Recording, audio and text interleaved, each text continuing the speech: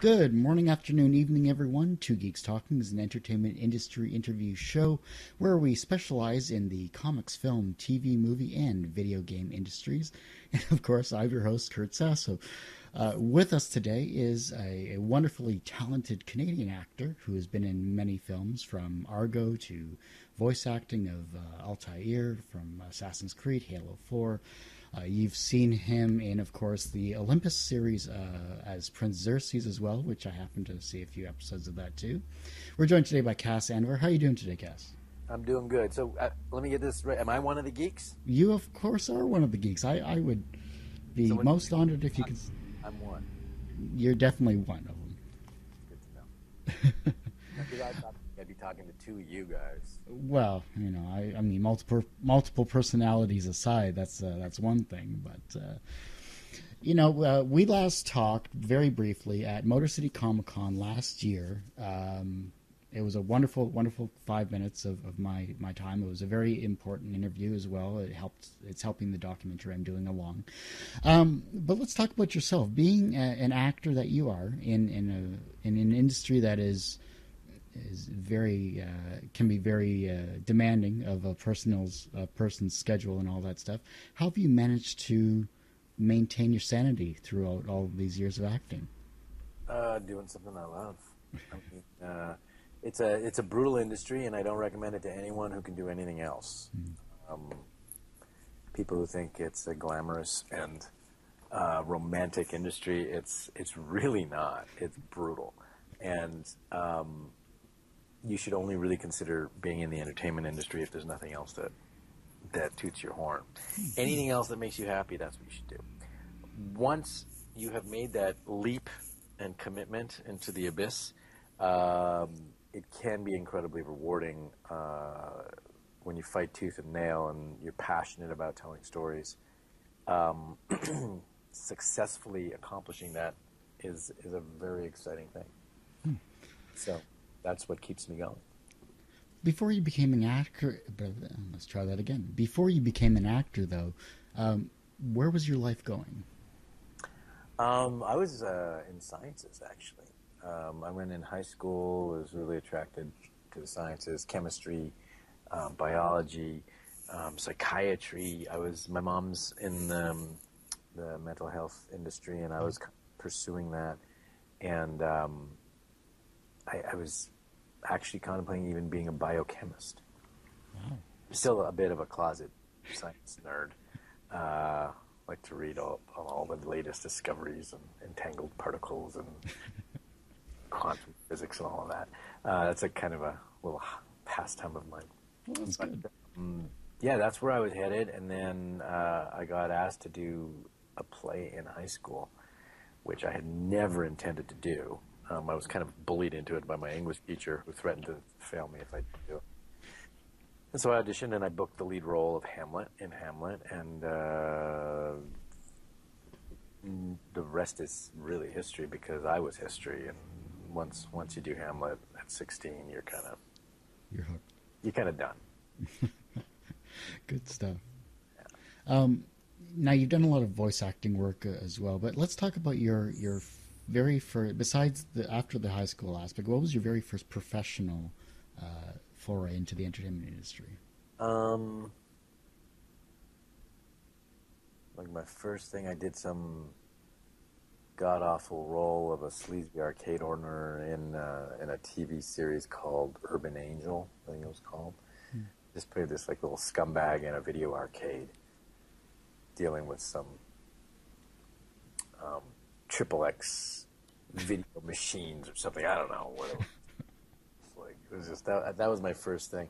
I did a lot of theater when I was first starting out. I had a Shakespeare company in Montreal, Canada, that I ran, and I did a lot of Shakespeare. And I think the first big thing I did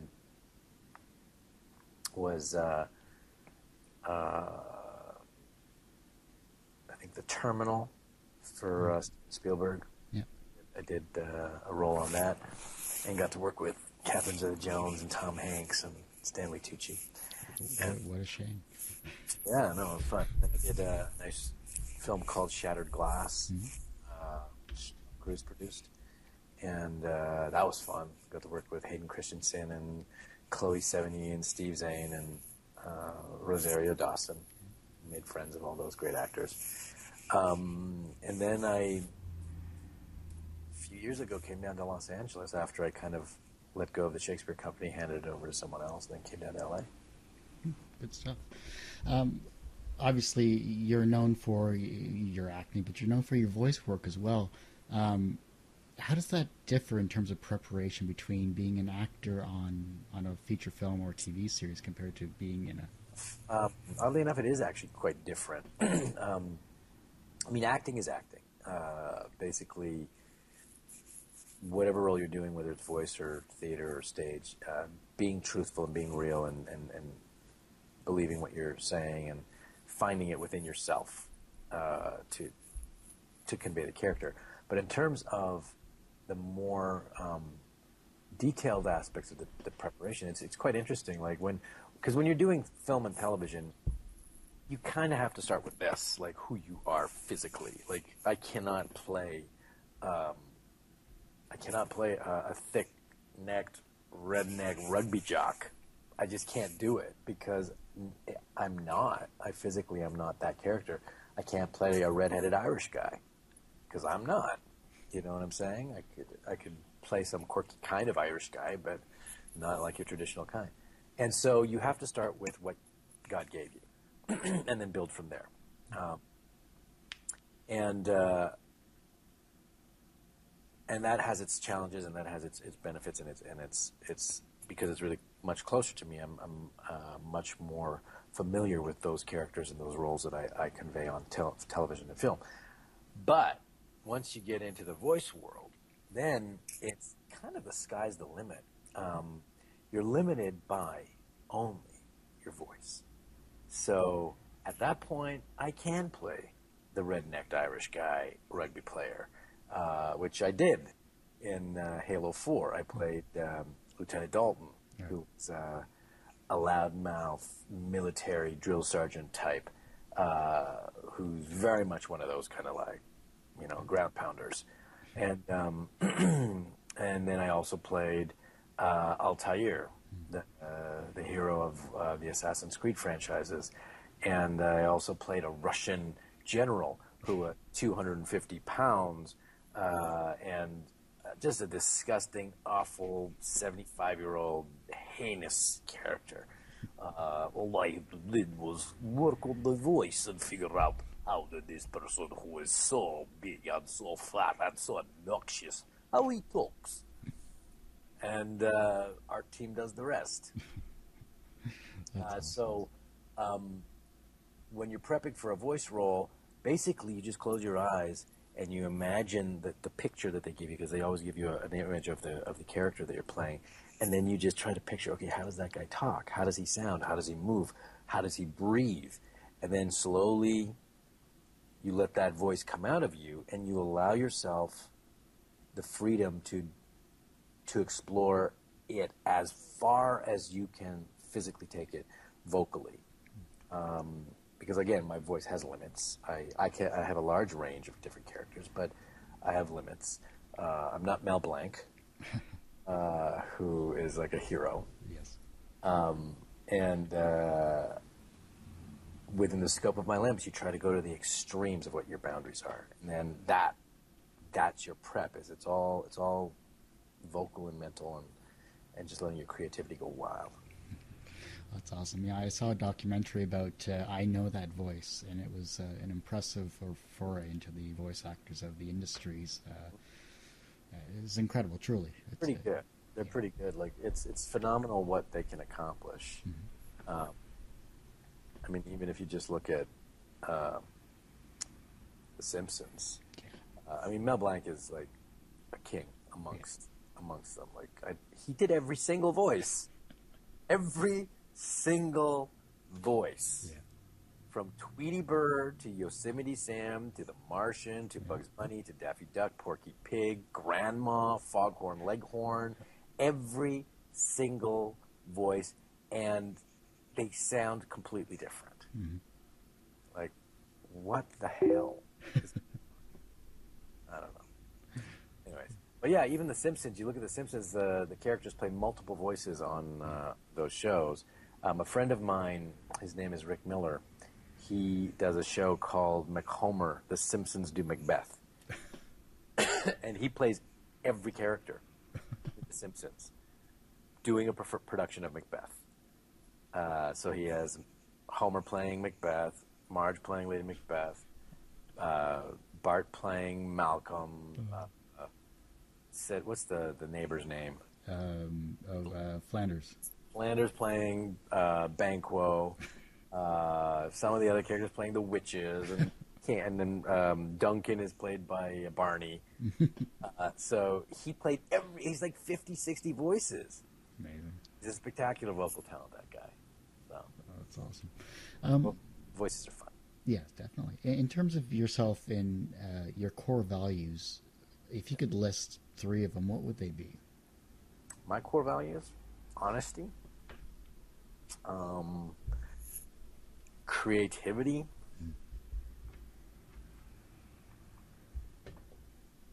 passion for life, passion for everything I do. I hate anything that's mediocre. I like taking risks.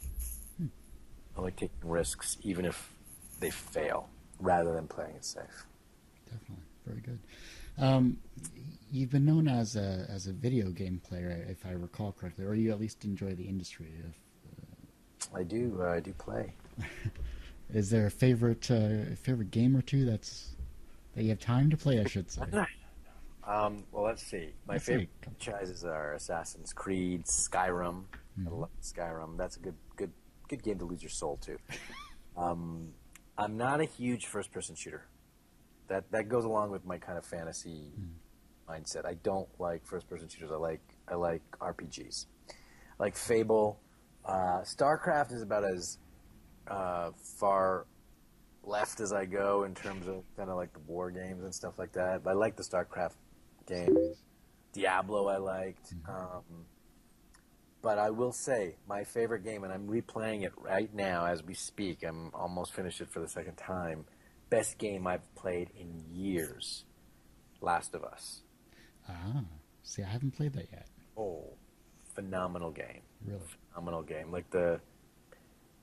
I played Beyond Two Souls, you know, that game with Ellen Page and Willem Dafoe and Ellen Page. Great story, great idea, great performances, but it was a horrible game. Like the gameplay itself was just like hitting one button over and over again. There was not a lot of gameplay to it. It would make a great movie, make a great book, make a great comic book, graphic novel. They didn't make a dynamic game out of it. Then you get The Last of Us, which is like a feature film that you're allowed to participate in and have complete control over. And the performances are spectacular. It's emotionally compelling. You're sucked in. When the cutscenes come, you're like, oh my God, what's going to happen? Oh my God, this is intense. And then when the cutscenes are over, you don't know because the graphics are so good, and it's actually your turn to take over. And you're like, oh shit! And then, sorry, I swear. It's okay. Sometimes I die because I think the movie's still going. It's not. And then the gameplay is phenomenal. It's so smooth and it's so organic, and it's half stealth, half RPG. It's like Assassin's Creed meets Skyrim meets Call of Duty. It's more like Walking Dead meets Assassin's Creed. Okay, that's what it's like. That works. Speaking of Assassin's Creed, actually, this is how we got conversing over Twitter. Fellow actor who I followed the series Lost Girl for, Paul Roger Amos, is going to be playing the newest Assassin's Creed hero or anti-hero, depending on... Paul. Yeah. I just followed him on Twitter, too, and I didn't realize it's the same... I met him. Yeah. He's a friend of mine. Oh, he's my new buddy. Oh, jeez, look, you heard it here. Me and Paul are buddies, and I didn't even know. And so basically, I was rather pleased to see that an amazing actor and talent that Paula is among the Assassin's Creed elite voice actors like yourself, and Yeah, I'm just looking him in my phone book. He's right here. Son of a gun. it's amazing how a franchise that has spanned almost 10 years now, very close to it, has brought so many talented actors, I should say, to this franchise. Why do you think that people are gravitating towards this particular series? It's a very smart series. It's a very unique series. I mean, I play a lot of games. I don't play all the games, but I play a lot of games, and there's not a lot of games that have put as much thought and intelligence and backstory into their story. They make it more about the linear gameplay.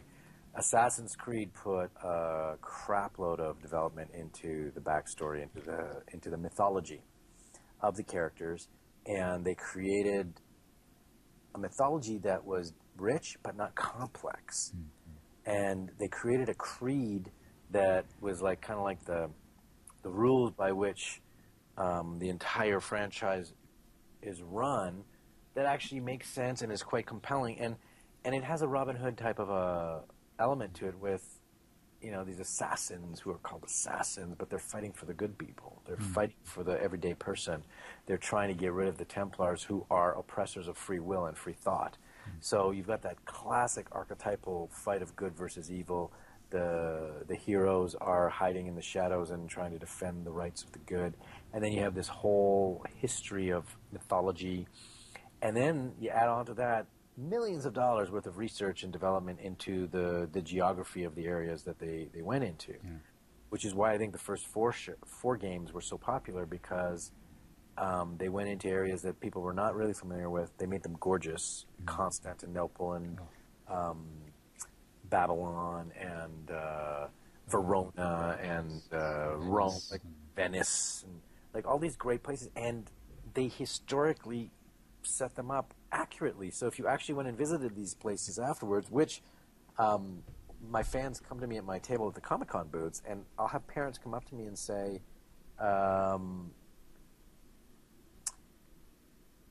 we just took our kid who's 8 years old to Italy, and he's been telling us about all the monuments and the buildings. And I'm like, and he was like, where did you learn all of this? And the kid's like, well, from Assassin's Creed. Look, there's the Tower of Gaga, and there's this, and there's the Church of that, and so they were getting a big kick, and they said, how can we be mad at a game that's teaching our kids history and geography? Exactly. So it's got a number of elements to it, and then on top of that, it has great gameplay. The parkouring and the first time I ever played it, I freaked out when I was doing the parkouring and falling off of those buildings like that. I couldn't believe the visuals. The graphic engines for the first game were spectacular for the time that they came. Now, obviously, everyone's kind of caught up, but they're still pushing the envelope. Like the Black Flag game was amazing. Amazing gameplay. Gorgeous cinematography, gorgeous gameplay, great pirate game. Yeah. Right?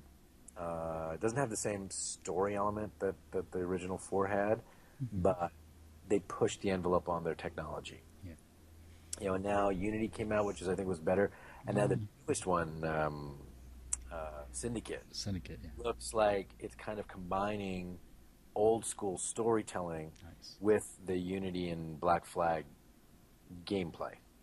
So I'm hoping that Syndicate is kind of like the best of everything. It's interesting because I've just completed Unity, and compared to Black Flag, or compared to even the Assassin's Creed 2 Ezio series, the parkouring wasn't as tight, I think, as the other one. At least just from my gameplay. Maybe it's because I was getting shot all the time, but I guess that... Maybe you just suck. Yeah, it's possible. Yeah, that's what I like. It's like, no, the gameplay. Oh, it died. Oh yeah, the gameplay. Oh, dead. Maybe you're just good. Yeah, fine. Maybe I don't know. It's different gaming engines, so it's similar but different. I just can't wait to see what they're going to push, especially into the early 19. The Syndicate looks good. Yeah, actually. Now, and I just got a text back from Paul. He's like, "Who is this?" I've lost some numbers. I gotta answer him. Just like, Uh,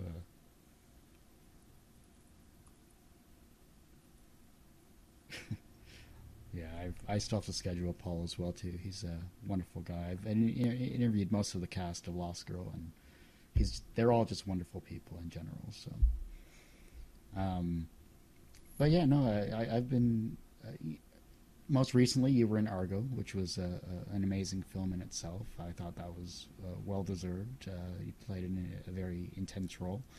Um, you've gone so far in your career, and there's still so much more to go in your lifetime. it started, man. Just Exactly. started. Like Argo kind of started things off. You know, it doesn't hurt to be part of an Oscar-winning film.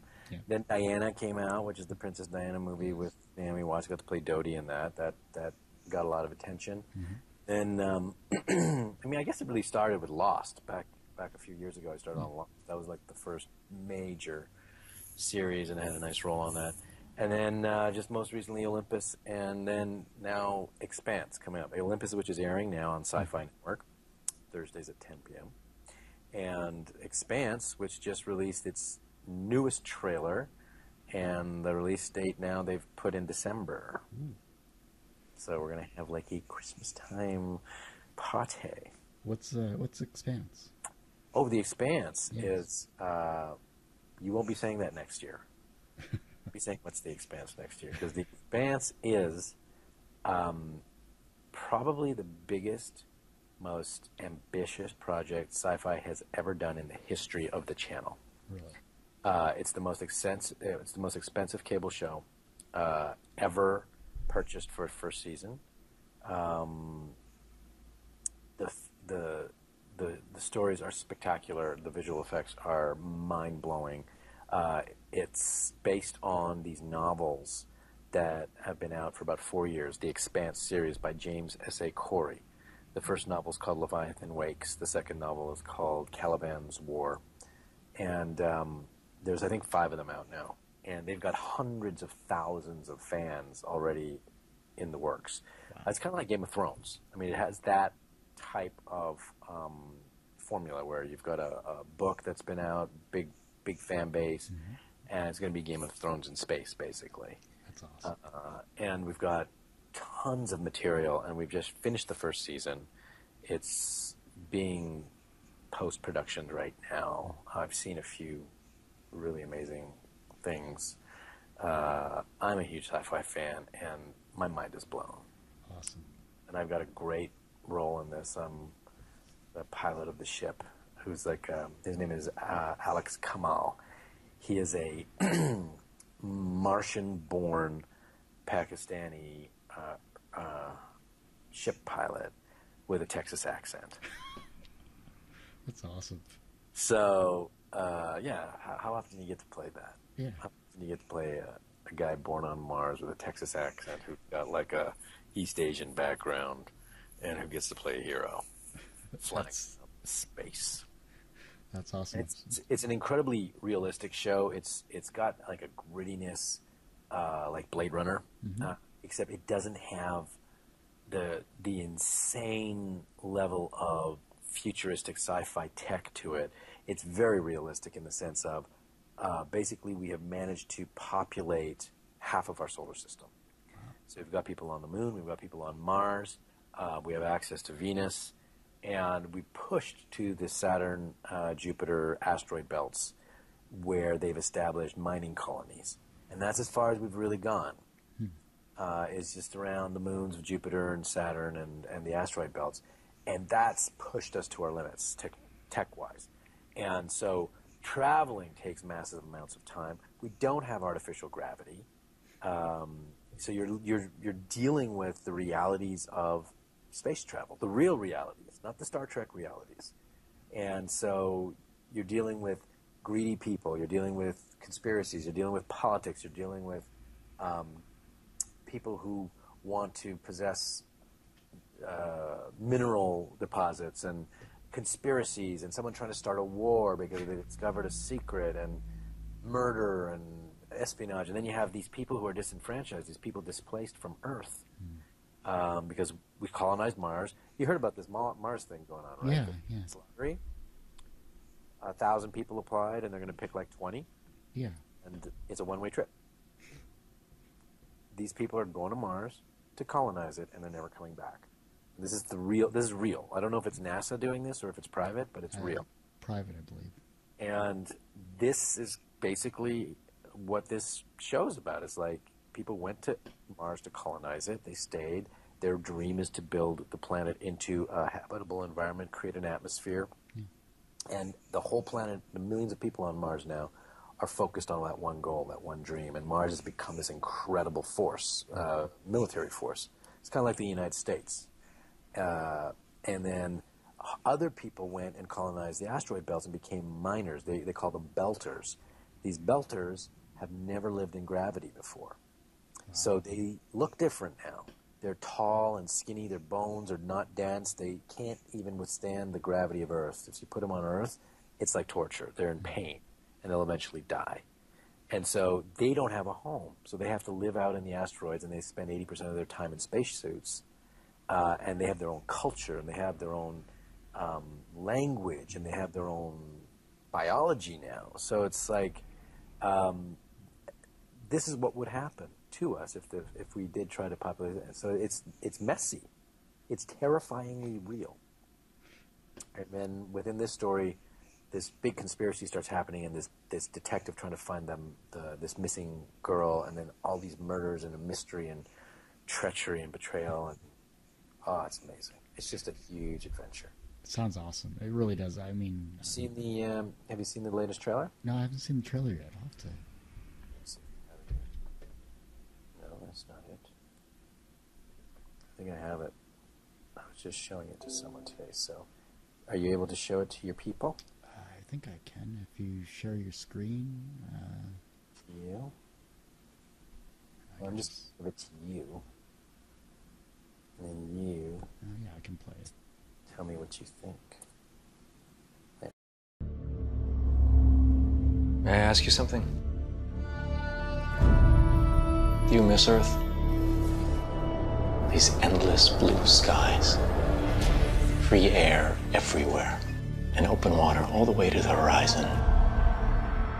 When you spend your whole life living under a dome, even the idea of an ocean is almost impossible to imagine. They are an entire culture working together to turn a lifeless rock into a garden.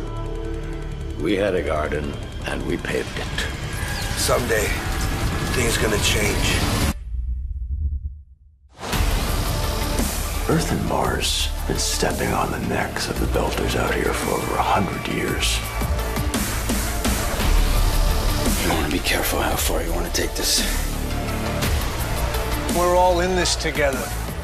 We are fighting for something precious here.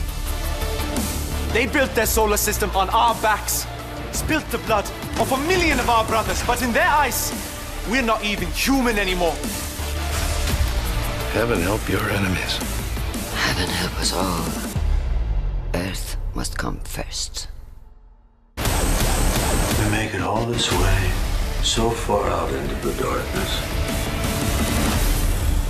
Why couldn't we have brought more light?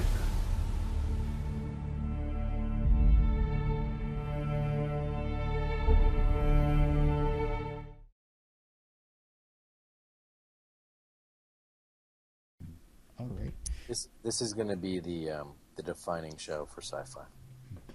It's their next Battlestar is what they're trying to do. Good. Well, I mean, it sounds like they're on the right path, and they've. The actors too, man. They have some heavy hitters in the show. Well, you're one of them, so that even works even better. Thomas Jane, from Hung. Yeah. Punisher. Yep. Shore Agdashlu, Oscar-winning, Emmy-winning woman. You ever watch House of Sand and Fog? No, I haven't seen that one. She was in 24 and Homeland. She's the queen of Persian cinema. And Stephen Strait and Wes Chatham from Hunger Games and some amazing guest stars. We got the guy who plays Moriarty in the Nice. version of Sherlock Holmes, Jared. He was in the the Robert Downey Jr. Sherlock Holmes. Yes. He's freaking, oh man, he's good. So now that you're on this amazing project, and I can't wait to see the first season. It sounds right up my alley because I am a big sci-fi person as well. How do you keep yourself busy during the year? Well, that's half my year right there, is shooting Expanse. And the other half of the year, I'll be doing features or other TV shows or games or Comic-Cons. Comic-Cons, I love doing them. They take me all over the world, and I'll do a few of those in the year on the weekends.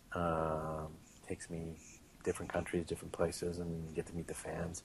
I'll be doing San Diego Comic-Con this year, which will be awesome. There's going to be a huge Expanse presence at San Diego Comic-Con this year. I'm looking forward to it. Yeah, are you doing anything in particular at Comic-Con, or? I'm going to be doing signings, Okay. but as far as Expanse is concerned, it's literally top secret. Yeah, I can't say. I know they're going to be doing a lot, and you will not be able to walk around the con without hearing or seeing the Expanse. And there's very special things that they're planning. So I'm glad I got a little bit of an exclusive first here. there you go. Is there anything else that I haven't brought up that you'd like those that are going to watch this to know about? Well, make sure people watch Olympus, which is on Sci-Fi right now. That's on Thursday night, Sci-Fi Channel, 10 p.m. And that's only halfway through the season, so there's another 7 or 8 episodes left. And if you've missed it, Olympus is now on Amazon. You can get it on Amazon. The first 6 episodes are on Amazon. I just checked yesterday because I was trying to get footage for my demo. And, lo and behold, Amazon has them. So That's great. Well, I've seen a few episodes of Olympus. You're a very solid actor, amazing actor with a great cast that works well with you. And it's a good show, good story too. It's quite intricate and complex and fun. A little humor in it, which is nice. And ruthless. Tiny bit. Good stuff. Well, Cass, I appreciate you taking the time out of your schedule to be interviewed by me. It was a fun time. Who are your audience? How far do they go around the country? Like, where are they? We're worldwide, but primarily we're North America, UK, Philippines on occasion. So we're I'll tell fans is to check my website because I will be at cons around the country. Go to casanvar.com /gamer, and then you'll see my schedule there. I'm booked in Houston in July. I'm booked at San Diego. I'm booked in Los Angeles. I'm booked in Minnesota, Grand Rapids, Minnesota, and I think they're trying to get me to Hawaii and a couple other places. So, if you're interested in meeting me, going to a con, I'd love to see you guys there. Just check my schedule on casanvar.com /gamer, and come say hi and tell me you heard about me on this webcast. Yeah, definitely on Two Geeks Talking for sure. Talking. Well, again, thank you so much. Appreciate it. Look at casanvar.com /gamer, like Cass said, and of course, you can see this interview as well as his past interview from Motor City Comic Con 2014 on our website, tgtmedia.com or twogeekstalking.com, and that's the word two, not the number two. Of course, I'm your host, Kurt Sasso. Thanks again for listening and watching, and tune in next Friday for another great interview with another talented person. Have fun, everyone. Cheers.